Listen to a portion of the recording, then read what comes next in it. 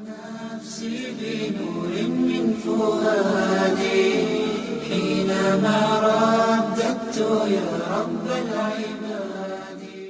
ایسے آپ دیکھتے تھے کہ جو صحابہ کی عظمت کا انکار کرنے والے لوگ ہیں ان کا کلمہ بھی علیحدہ ہے، ان کی شکل و صورت علیحدہ تھوڑی سی، ان کی عبادتوں کے اندر نمازوں کے اندر فرق، تو آپ کو پہچان ہو جاتی ہے کہ یہ صحابہ کی عظمت کو ماننے والے لوگ نہیں ہیں.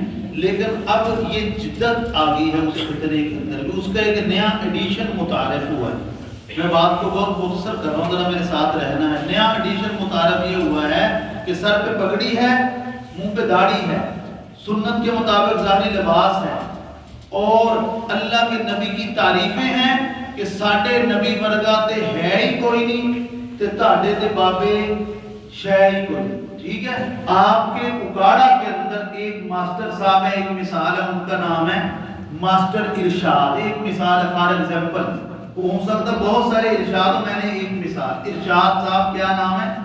ماسٹر صاحب ہے، بڑے اچھے قابل ماسٹر صاحب ہیں. ان کے پاس 100 اسٹوڈنٹ پڑھتا ہے. کتنے؟ 100 اسٹوڈنٹس ان کے پاس پڑھتے ہیں. ایک آدمی جہاں بیٹھک ہوتی ہے، جہاں محفل ہوتی ہے، جہاں مجلس ہوتی ہے، جہاں کوئی جگہ کھانے پینے کی لوگوں کی بیٹھنے کی ہے، وہاں بیٹھتا ہے.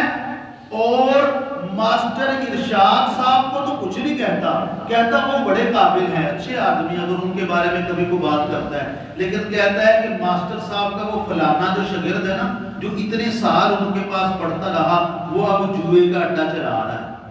اور جو ماسٹر صاحب کا جو فلانا شاگرد ہے وہ اس وقت شراب کی جو ہے وہ سپلائی کرتا ہے. جو ماسٹر صاحب کا جو فلانا شاگرد ہے وہ یہ کرتا ہے. اس میں حقیقت ہے کہ نہیں ہے، لیکن وہ کہتا ہے ایسے. اس کے شاگرد یہ کر رہے ہیں یا نہیں کر رہے، یہ اس سے بات ہی نہیں ہے، لیکن وہ حوالے دے دے کہ نہیں مجھے فلانے نے بتایا، فلانا بڑا بہت بڑا، اس نے کہا کہ وہ یہ کام کرتا ہے، وہ ایسے ہے، وہ ایسے ہے. ہر جگہ ان کے شاگردوں کو تنقید کا نشانہ بناتا ہے، لیکن ماسٹر صاحب کو کچھ نہیں کہتا. تو آپ بتائیں، آپ کا دل کرے گا کہ آپ اپنے بچے ماسٹر ارشاد صاحب کا داخل کروائیں؟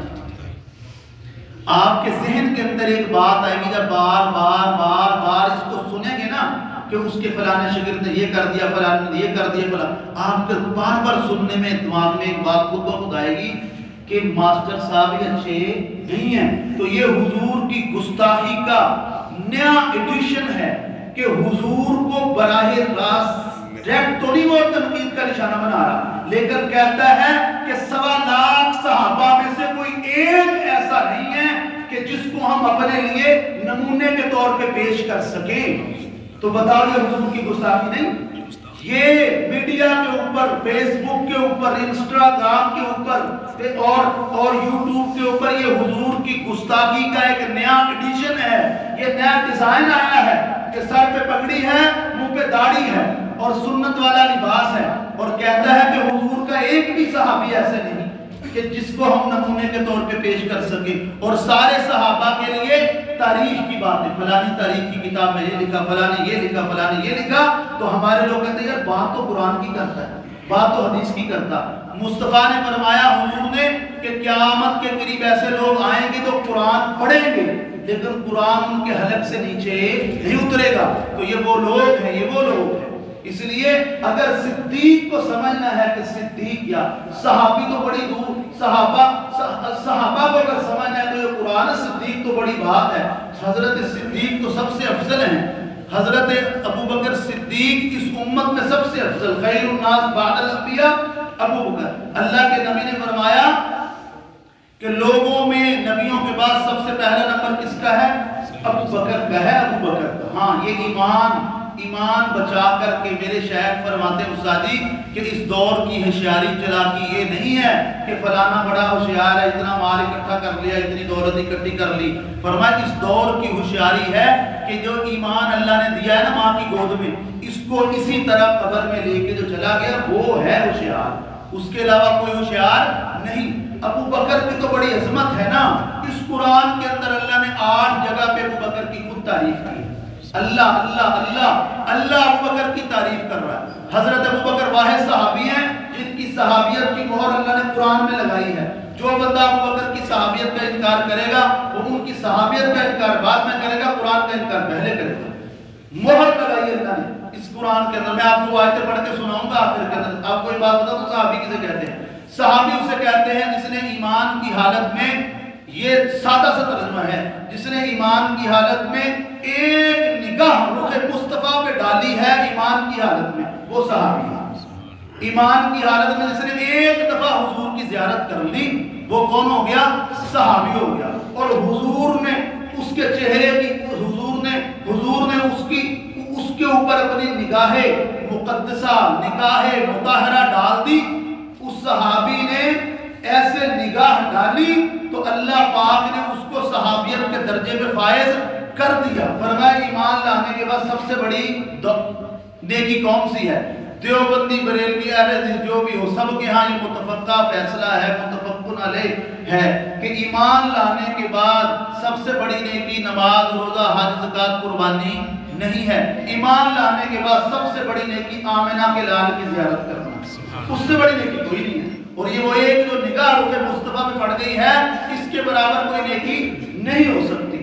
اور میں کہتا ہوں کہ حضور کے چہرے پہ نظر پڑی اور حضور نے اپنے صحابی کو دیکھا تو اللہ پاک نے وہ عشق اس کو عطا فرما دیا کہ وہ اور کسی جگہ نصیب نہیں ہو سکتا۔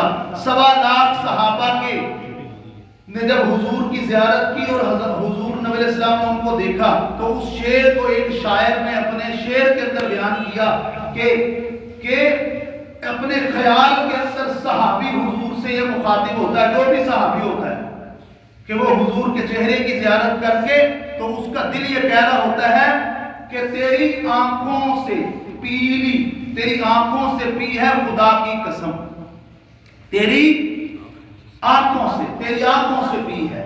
یہ جو شراب محبت ہے یہ گلاسوں میں ڈال کے نہیں پی جاتی، یہ تو آنکھوں سے پی جاتی ہے، آنکھوں سے۔ ہاں اس نے کہا تیری آنکھوں سے پی لی خدا کی قسم، عمر بھر نشے میں گزر جائے گا۔ تو صحابہ کی عمر بھر نشے میں گزری کہ نہیں گزری؟ ایسے حضور کے اوپر قربان ہوئے کہ نہیں ہوئے؟ بدر اور احد میں دیکھو صحابہ نے کیسے ٹکڑے کروائے کہ نہیں کروائے؟ اور یمامہ کے اندر حضرت حبیب بن زید نے جسم کے ٹکڑے کروائے کہ نہیں کروائے؟ وہ جو حضور کے چہرے پہ نظر جو پڑی اور وہ جو شراب محبت انہوں نے پی لی، اس کا نشہ دن بدن بڑھتا ہی چلا گیا۔ یہ جو دنیا والے شراب پیتے ہیں 2 4 10 منٹ 20 منٹ آدھا گھنٹہ اس کا نشہ رہتا ہے، تو اصل جو عشق کی شراب ہے نا اس کا نشہ تو دن بدن بڑھتا رہتا ہے۔ اس نے کہا ساری عمر نشے میں گزر جائے گی۔ تو یہ صحابہ اور حضرت ابوبکر کے بارے میں قرآن کیا کہتا ہے؟ سورہ آخری بات سورہ نساء۔ اگر صحابہ کو سمجھنا تو قرآن سورہ نساء، سورہ آل عمران آیا نمبر 181، لقد سمع اللہ قول الذین قالوا ان اللہ فقیر ونحن اغنیاء، ابو بکر کی شان۔ سورہ توبہ آیا نمبر 40، الا تنصروہ فقد نصرہ اللہ اذ اخرجہ الذین کفروا ثانی اثنین اذ ہما فی الغار اذ یقول لصاحبہ لا تحزن ان اللہ معنا، ابو بکر کی شان۔ سورہ نور آیا نمبر 22، ولا یأتل اولو الفضل منکم والسعة ان یؤتوا اولي القربى والیتامى والمساکین، ابو بکر کی شان۔ سورہ زمر آیا نمبر 33، والذی جاء بالصدق وصدق به اولئک هم المتقون، ابو بکر کی شان۔ سورہ احقاف آیا نمبر 16، اولئک الذین نتقبل عنہم احسن ما عملوا ونتجاوز عن سیئاتهم فی اصحاب الجنہ بعد الصدق الذی كانوا یوعدون، ابو بکر کی شان۔ سورہ رحمان آیا نمبر 46، وَلِمَنْ خَافَ مَقَامَ رَبِّهِ جَنَّتَانِ، ابو بکر کی شان۔ اور سورۃ اللیل آیا نمبر 17، وَسَيُجَنَّبُهَا الْأَتْقَى الَّذِي يُؤْتِي مَالَهُ يَتَزَكَّى وَمَا لِأَحَدٍ عِندَهُ مِن نِّعْمَةٍ تُجْزَى إِلَّا ابْتِغَاءَ وَجْهِ رَبِّهِ الْأَعْلَى وَلَسَوْفَ يَرْضَىٰ، ابو بکر کی شان اللہ خود بیان کر رہے ہیں۔ ابو بکر کو اگر سمجھنا ہے تو تاریخ کے اوراق کو الٹنے کی ضرورت نہیں ہے۔ ابو بکر کو سمجھنا ہے تو رب کائنات سے سمجھو کہ ابو بکر کیا ہے۔ اگر نبی پاک علیہ السلام کے صحابی ابو بکر کو سمجھنا ہے تو حضور سے سمجھو کہ ابو بکر کیا ہے۔ تو بھائی اس لیے جو نیا ایڈیشن آیا ہے حضور کی گستاخوں کا اور حضور کے صحابہ کے گستاخوں کا، اس سے اگر بچ کے رہنا ہے تو اس سے جڑ جاؤ۔ یہ جو میرے معصوم بچے ادھر قرآن پاک اپنے سینے میں اتار رہے ہیں نا، اس قرآن سے جڑ جائیں گے تو فتنوں سے بچے رہیں گے۔ قرآن کا نام لیتے ہیں لیکن قرآن پڑھتے نہیں ہیں، ہاں سر پہ ٹوپی پگڑی رکھ کے اللہ کے نبی کی گستاخی ہو رہی ہے۔ اس لیے اپنی اولاد کو کہیں، اپنے بچوں کو کہیں، اپنے دوستوں کو کہیں کہ ہر کسی کو سننا نہیں چاہیے، ہر کسی کو نہیں۔ اللہ کا کتنا بڑا شکر ہے کہ اللہ نے ہماری صحابہ کے ساتھ نسبت جوڑ دی ہے، تو ہم کیوں کسی کے سنیں؟ کیوں سنیں؟ ہم ابو بکر کے ساتھ اللہ نے مجھے جوڑ دیا تو میں کیوں کسی کی سنوں؟ ابو بکر کے برابر کو امت میں ہو سکتا ہے؟ اللہ کے نبی نے فرمایا کہ میں نے ہر کسی کا حق ادا کر دیا پر ابو بکر کا حق میں نہیں دے سکا، قیامت والے دن اللہ سے لے کے دوں گا۔ یہ ہے ابو بکر۔ تو اس لیے بھائی آپ کی خدمت میں یہی گزارش ہے، آپ کا اتنا قیمتی وقت آپ کاروبار کے لیے آئے، اپنا کاروبار کر رہے ہیں، بازار میں خرید و فروخت کے لیے آیا ہے، تو آپ نے جو وقت 15-20 منٹ، پتہ نہیں مجھے تو وقت کا بھی نہیں پتا کتنے دیے آپ نے، تو اللہ اس بیٹھنے کو قبول فرمائے۔ تو ہم نے اپنا درد آپ کے سامنے رکھا ہے کہ دیکھو ایمان سے قیمتی کوئی چیز نہیں ہے۔ یہ جو اکاڑے کا سارا بازار یہ نہیں، کروڑوں اربوں خربوں اس سے اعلیٰ بازار ہوں تو حضور کے رشتے پہ وہ قربان ہے۔ اس لیے بھائی ایمان بچا کے جو قبر میں چلا گیا وہ کامیاب ہے، اور جو ایمان نہ بچا کے لے کے گیا اور ادھر ادھر کی باتیں سن کے اس کے ایمان میں کوئی ڈاواڈول ہو گیا تو بس وہ کوئی ہوشیار چراغ نہیں ہے۔ اس لیے اللہ ایمان کی سلامتی کے ساتھ ہمیں قبر میں پہنچا دے، اس کی دعا کرنی چاہیے۔ اللہ آپ کے کاروبار کے اندر مال اولاد میں برکت عطا فرمائے۔ آپ نے وقت دیا تو یہ آپ کوشش کریں کہ یہ ہمارا جو درد ہے وہ آپ نے ساتھیوں کو آگے منتقل کریں، انہیں سمجھائیں کہ ہر کسی کو سننا نہیں چاہیے، ہر کسی کو نہیں سننا چاہیے۔ اللہ نے ہماری اتنی اونچی ہستیوں کے ساتھ نسبت جوڑ دی، ہم کیوں کسی کو سنیں؟ وآخر دعوانا ان الحمدللہ رب العالمین۔